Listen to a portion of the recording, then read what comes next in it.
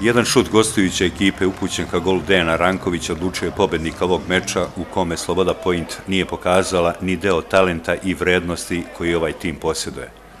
Borbeni Donji Srem je došao na vruć teren kraj Đetinje da osvoji bod, a zahvaljujući domaćem sastavu koji je prikazao verovatno najlošiju partiju u superligaškom takmičenju, stigao do velikog komada koji je veći od 3 prvenstvena boda. Mlađani Krunić je u napadu koji nije mnogo obećavao uposlio Zeca, a on je preciznim i blagim šutem savladao Rankovića u 63. minutu. Sloboda je u većem delu susreta bila za nijansu bolji protivnik, ali njena igra je bila začuđujuće bleda. U 23. minutu šut Jovanovića blokirao odbrana Donjeg Srema, a minut kasnije udarac istog igrača golman Nemanja Belić je lagano zaustavio. Posle vođstva gostiju, Sloboda je mogla da stigne do izjednačenja u 74. minutu nakon prodora Vasilića, ali je Jovanović pogrešno procenio centar šut. U 80. minutu Tiago je pogodio stativu da probudi nadu domaćih navijača.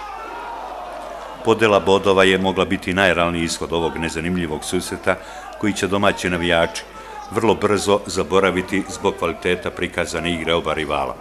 Sloboda je izgubila još jednu bitku, ali ne i rat, u kome su u većem delu sezone učestvovali oni koji bi trebali da budu delioci pravde. Toga bi morali pre svega da budu svesni pojedini igrači Slobode koji izgleda zaboravljaju čiji dres nose.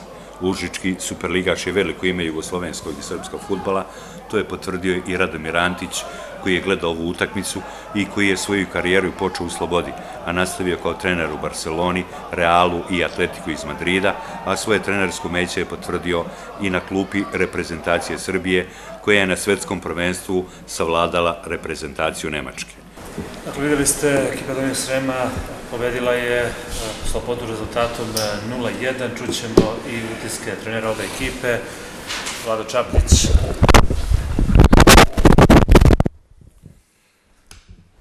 Pre svega da vas pozdravim, sigurno teška za nas utakmica, pre svega uvijek teško gostovanje u Užicu, drugo mi smo ipak u situaciji koja nije ni malo prijatna, u donjem dijelu tabele smo i svaki bod nam je jako dragocen.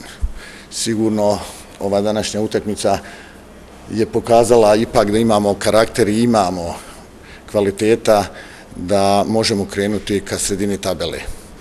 Od prvog minuta mi smo znali da Sloboda ima kvalitetnih pojedinaca i sigurno malo nam je išlo na ruku i ovaj teren koji je bio, da kažem, relativno težak za igru. Pružili smo svoj maksimum, nismo uknjižili bodove u prethodnim nekim gostovanjima gdje smo imali možda u određenim trenucima i bolju igru nego danas, ali eto, vratilo nam se i ne mogu da kažem da nisam sretan i zadovoljan, sigurno, ali nismo još ništa napravili.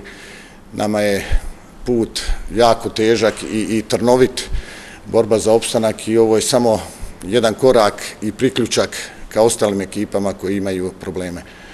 Mom kolegi želim sve najbolje i da što pre izađe iz ove situacije, jer znam isto sam tako i sigurno nije ni malo lako, ali nadam se i mi, a i Sloboda da ćemo doći ka gornjem dijelu tabele. Zahvaljujem na lepim željama i čestito na zasluženo osvojenim 3 boda. Mislim da je utakmica bila takva po ovako teškom terenu gde je bilo onako tvrdo, hladno i teško je bilo napraviti neku igru i napraviti ritam. U takvoj igri bilo je i malo situacija koje su izgledale i mirisale na gol i mi smo imali taj pek da nam se onako malom brojičnom stanju igrača, znači da jedva krpimo tim tokom cele polusezone, na početku utakmice povredi zadnji vezni Nežević i to nam je napravilo neka pomeranja u timu koja nisu donela ništa dobro, jednostavno ušli smo u jednu stihiju iz koje nismo uspeli da stvorimo neku ozbiljniju šansu za gol. U drugom poluvremenu izgledalo je tako da će jedan kiks prelomiti utakmicu na jednu i na drugu stranu, znači bez lepote.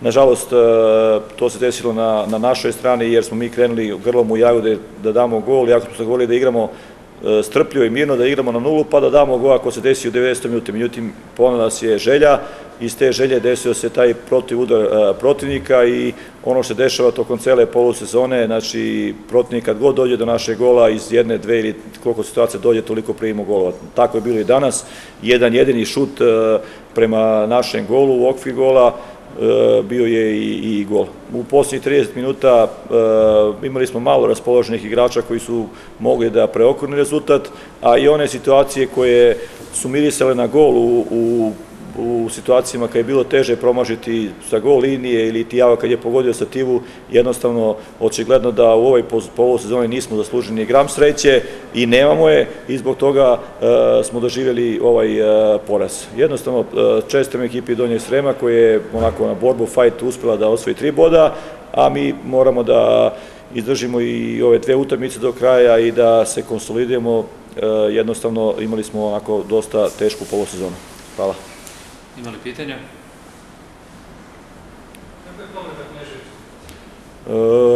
Pa ligamenti kolena, znači sigurno je završena polusezona, imamo problem što je i Žeravica koji je isto bitan igrač povređen, tako da na Fonde ti imaš maltene 8 igrača, igraš celo polusezonu, teško je napraviti nešto više od ovoga, ali ponavljam, to je sve sastavni deo igre.